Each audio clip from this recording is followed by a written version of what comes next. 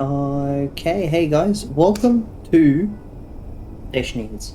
Sorry, Space Engineers. I was thinking about Stationeers, but anyway, so today, I had this more like a friend of mine when I was playing with a friend of mine. So he was asking me more about how power worked, right? So I don't know if anyone followed my ship build. Sort of half of it was, you know, usable. But either way, this thing is powered by batteries here. So today, I just wanted to go through power systems, right? So the pros, the cons. So here we are on Earth. So it's really good up here. I haven't really tested half of it on this high because we are pretty high.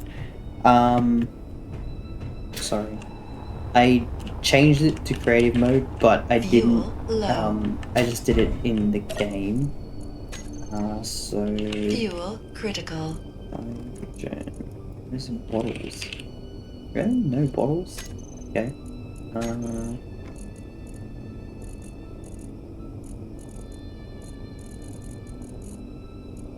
Sorry, I've had a total blank on where hydrogen bottles are. Anyway, so I wanted to go through basically everything that you really need to do. I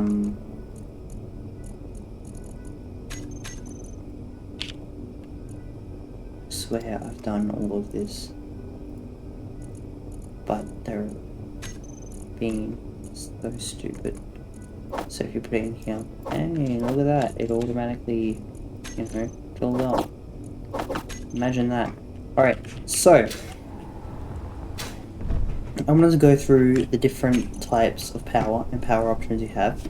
So with this, I have the advanced power mod as well, which I really enjoy, right? So they have a wide spectrum. So they have normal batteries, and they even have these super-sized batteries, which are actually massive. I'm gonna put one. I'm gonna put two. I'm gonna put two down, right? So our goal is to charge these guys up. Basically, they have those, and then they have these solar panels, advanced solar panels. I like these, but I'm going to show you why there's different options out there that are way better. Way better. They have the high-tech hydrogen engine, which I don't actually have to build for you because I can show you in here. So this is what it looks like. So this guy has a max output of 70 megawatts, right? And then if we go over to our conventional hydrogen engine, just one of these makes 5 megawatts. This guy is 3 times more powerful. Scratch that, 3.5 times more powerful than the normal standard stock hydrogen engine, which is why when I put this thing, my mouth dropped and I'm like, wow, that is such a difference, right? So I want to put one of these on. I'm going to put it on the side here, right around, I'll put 2, right?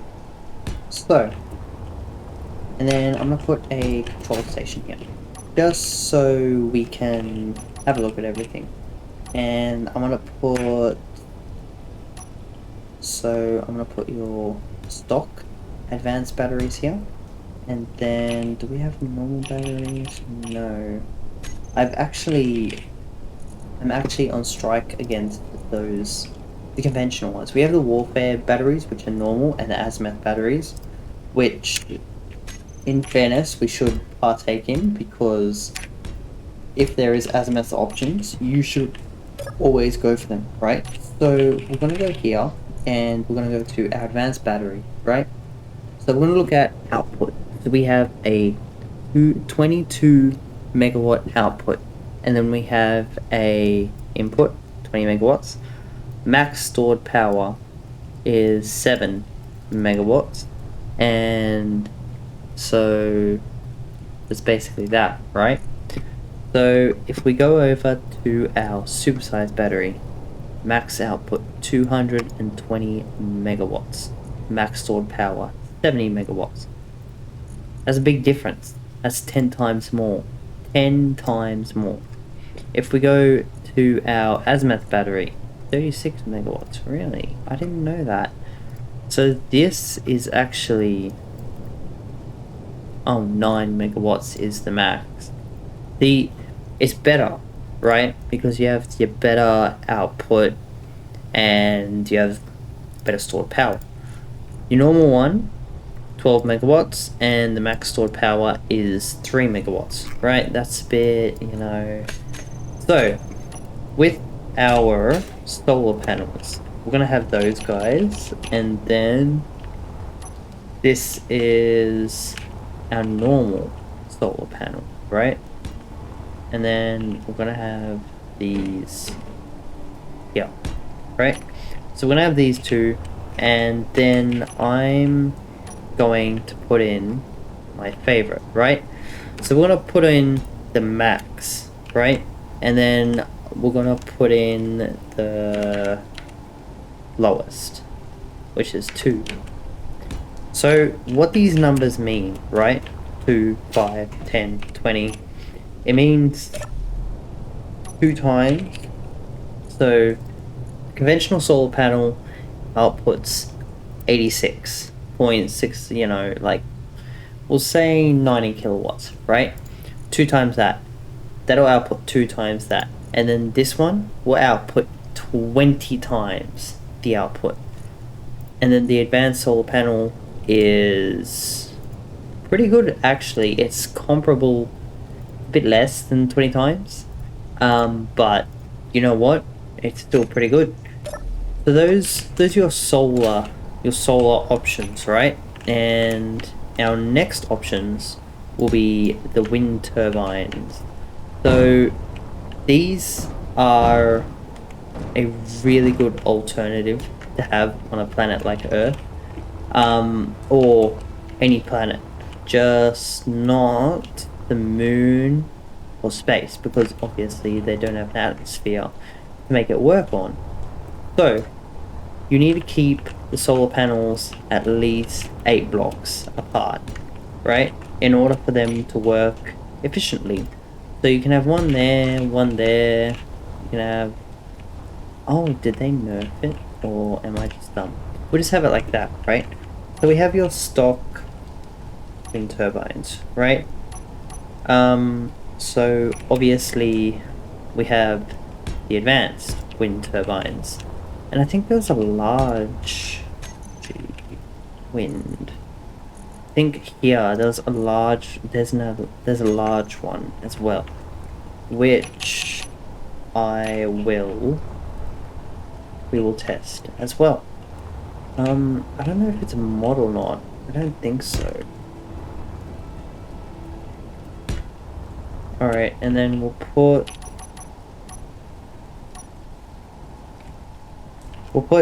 one large, right? No, sorry. We'll put 2. So let's look at our wind turbine options. We'll start with our standard. So standard, you get 470, 600 on good, which, you know, is actually really good. It's just free power. This is, if you start on Earth or a planet or something with an atmosphere, 100% go for the wind turbines. Okay, there are no loss. They even work at night, which the solar panels won't work at night, which is why you need the batteries to charge them up. So the advanced wind turbines are literally double, which is really good. Now the large one, ooh, the large one is amazing. Wow. Okay. If you're gonna go for a wind turbine, go for the large one. Wow. That is like 6 times. 6 times. That is great. So, those are the options that you have for our renewable energy, right? But if you're thinking, oh, hey, I don't really care for the environment, that's all good. That's all good. We have you covered. We have the reactors. So, I'm going to show you with the modded type. So, if you do get mods, I do highly recommend the Azimuth mod. They're so good. They're just so good. And then we're gonna have a large reactor, right? And then we're gonna have the Azimuth fusion and the Azimuth.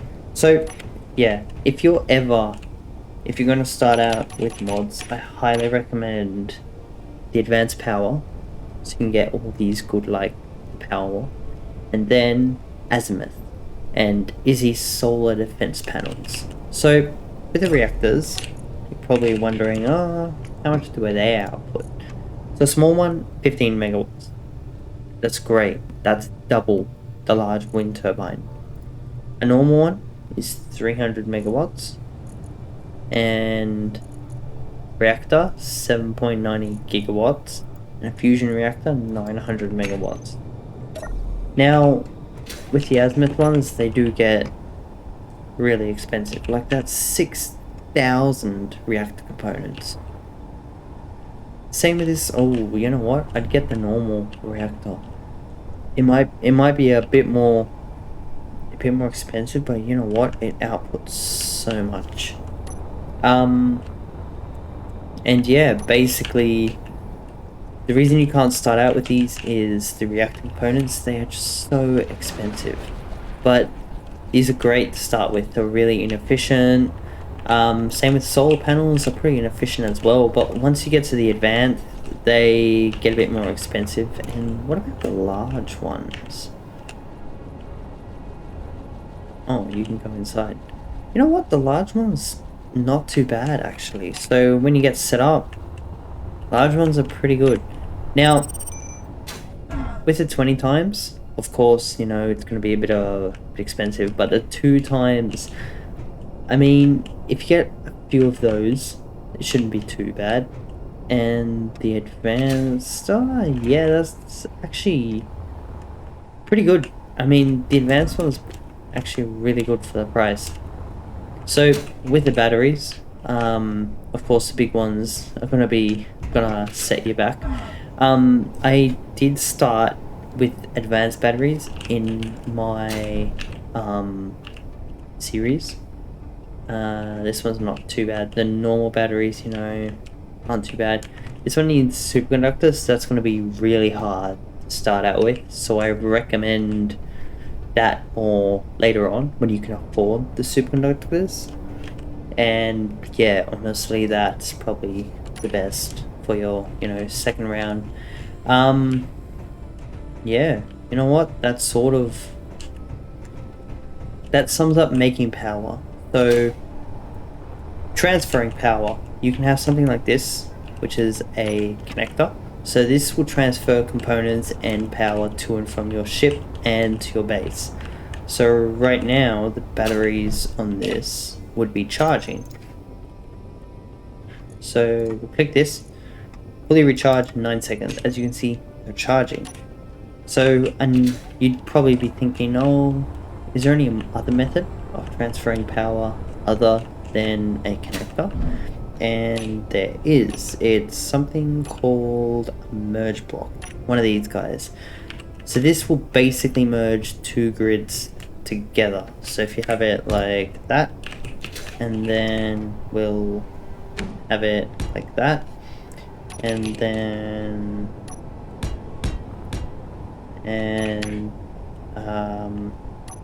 this needs power to run, right?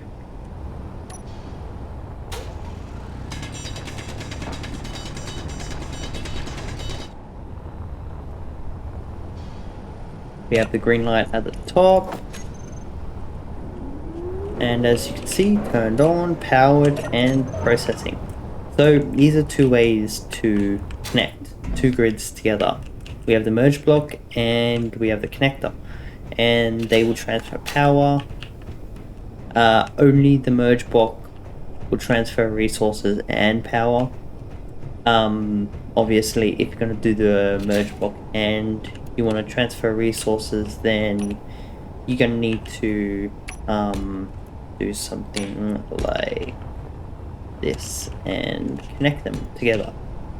So you're going to need to have the merge block and also have the connectors. And then you're going to need to have them connect. What about this? We go lock. There. And then you need to have them connect, and then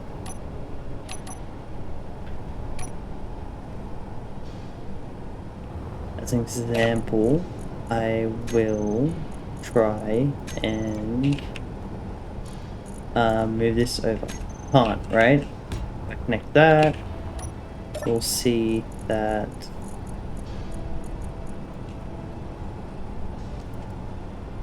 straight away connect it. And yeah, that's sort of all there is to it, you know. If you have any questions, any comments, anything like that, just get back to me. Let me know. Send me a message. Thanks a lot for watching, guys. Don't forget to leave a like, subscribe. Have a lovely day.